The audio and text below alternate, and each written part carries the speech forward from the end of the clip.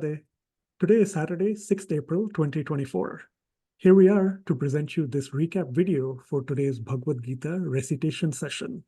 We're continuing with our journey of chapter 11, getting to see live or through Arjun vicariously the cosmic form of Sri Krishna. So here along with me to present the recap video is Mummy. Radhe Radhe. I'll bring up the screen momentarily and just remind us that we went through some of the important words that were from last time's content. Last time was chapter 11, verses 6 through 9. So we had a good quick discussion asking people to give us the Sanskrit words or phrases for some of those. So revealed, assembled together, divine, majestic opulence, and spoken or having spoken. So please go back, revisit those terms, which are also in last week's recap video. And now we'll first get started with the rendition of today's verses 6 that we covered. So chapter 11, verses 10, 11, 12, 13, 14, and 15. And then we'll learn one or more important Sanskrit word or phrase for each of those. Quickly then hear their explanation and then a rendition again of their recitation. So let us get started with that full round, beginning from chapter 11, verse 10. Anek vaktra nayanam, anek adbhut darshanam, anek divyabharanam, divyanekodhyatayudham,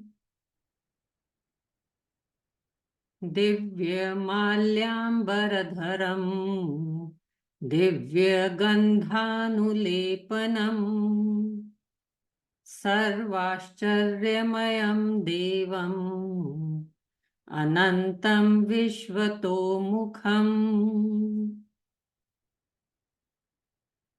divi surya sahasrasya bhaved yugpad uttitha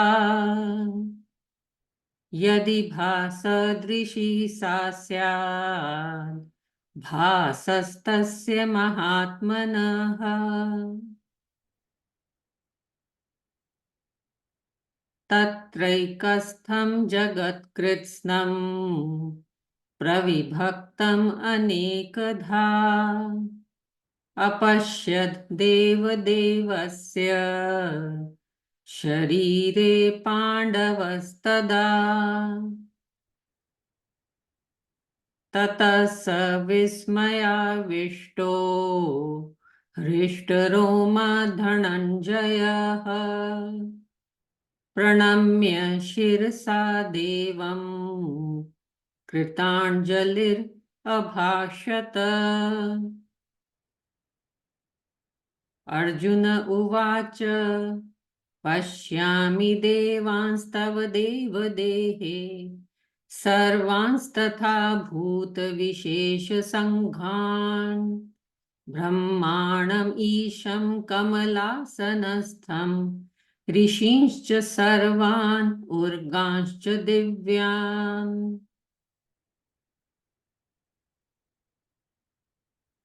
So we'll see 5 important words, one from each verse.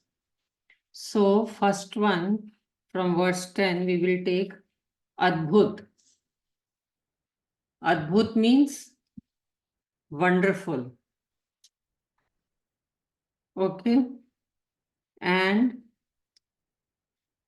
from verse 11, we'll learn Ambar. Ambar means garments. The way, if you all remember, Ambaravatar. Okay, so Ambar. Ambar is garments. Verse 12, let's look at Uttitha. Uttitha means rising. Verse 13, let's look at Pravibhaktam. Pravibhaktam means divided. Verse 14, Kritanjali. Kritanjalihi means with folded hands. And verse 15, we'll take Kamalasana Kamal asana stham. Okay. That means seated on the lotus flower. Over to you, Gagan. Thank you, Mummy. Let's quickly run through brief explanation of all these 6 verses for today. So chapter 11, verses 10 and 11 go hand in hand. The catchphrase for chapter 11, verse 10 is multi-faced, and chapter 11, verse 11 has the catchphrase garden of garlands. Till last time, chapter 11, verse 9, we finally got to the platform where we are now about to see the revelation of Sri Krishna. That finally happened with today's verses, chapter 11, verses 10, 11, and beyond. So Arjun saw unlimited faces, unlimited eyes of Sri Krishna and in Sri Krishna in that cosmic form. And he also saw, of course, a lot of garlands around Sri Krishna, heavenly, sweet smelling fragrances, ornaments, weapons, everything, all there in that cosmic form. Chapter 11, verse 12, eclipsed suns. It is mentioned that even if 1,000 suns were blazing forth together, they would not match the splendor of that great form of Sri Krishna.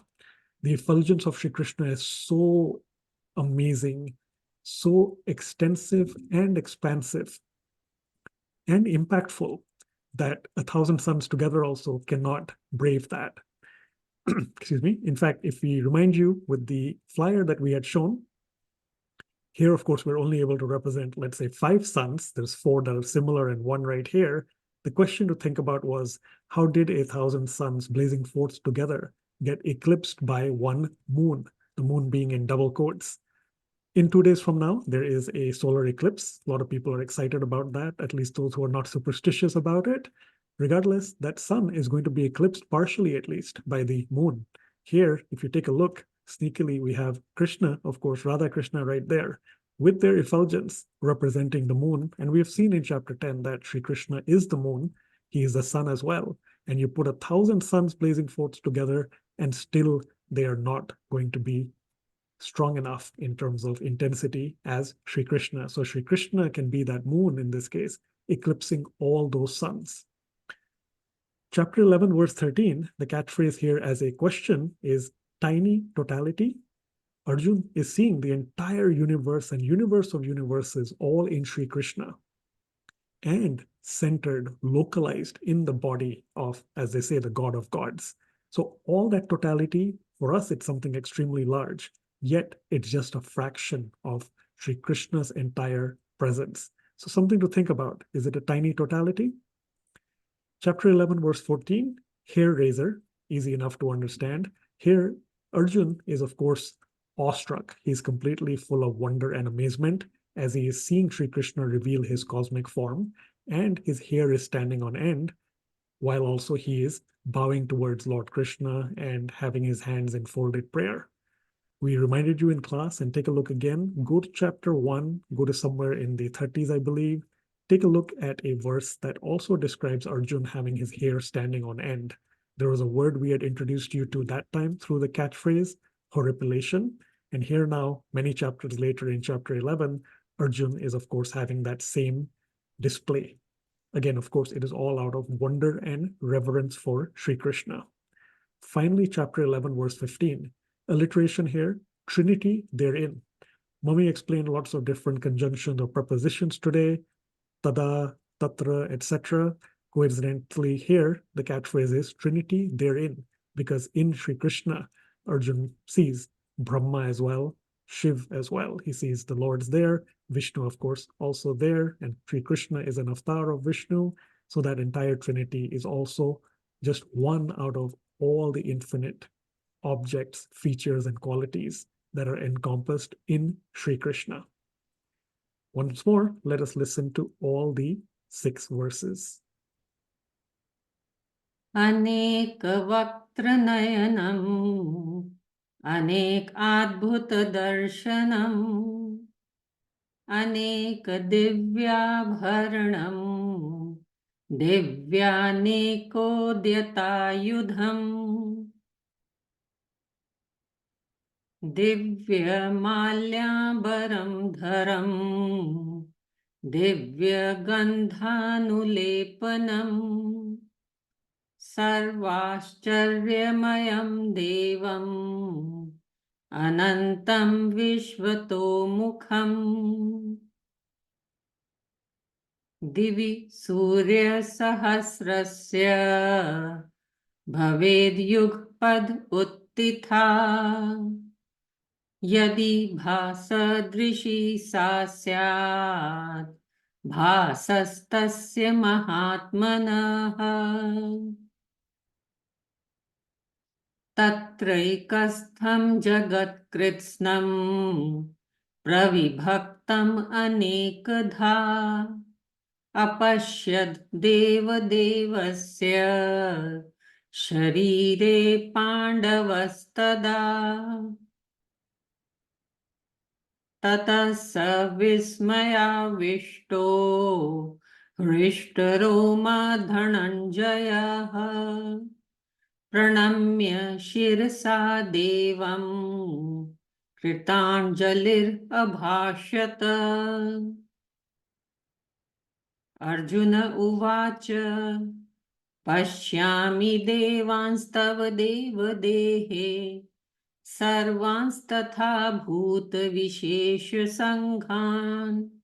ब्रह्माणमीशं कमलासनस्थं ऋषिश्च सर्वानुर्गांश्च दिव्यान्. I hope it helps to understand. Keep the small nuances in mind. There is normal sha, then shatkon sha, then in dhananjaya there is ana, in kritanjalir ana, in pranamya a different ana. So keep on practicing sha, ana, ana. Okay. So hope it helps while you are going through the recap video. Over to you, Gagan. Yes, thank you, Mummy. And final comment, we also managed to make sure you all were familiarized with the Bhakti Kirtan retreat that's coming up in just under 2 weeks. So April 19th, 20th, and 21st, 2024, of course. Please do register if you haven't already. Some of you were able to do that in class, so we really appreciate that. It's a blessing and a service that you do to yourself, of course, but it will be certainly something extremely divine, full of engagement, whether you're here in person in the Dallas Metroplex at the Radha Krishna Temple of Dallas and Allen, or if you join online from wherever you are around the world. Till next time when we meet, which is Saturday, 13th April 2024, usual time, 11 a.m. Central in the US and 9:30 p.m. in India. And of course, we'll also talk a little bit about Navratri, Ram Navami, etc. Lots coming up, but till then, continue practicing, chanting, reciting, and thank you so much. Radhe Radhe. Radhe Radhe.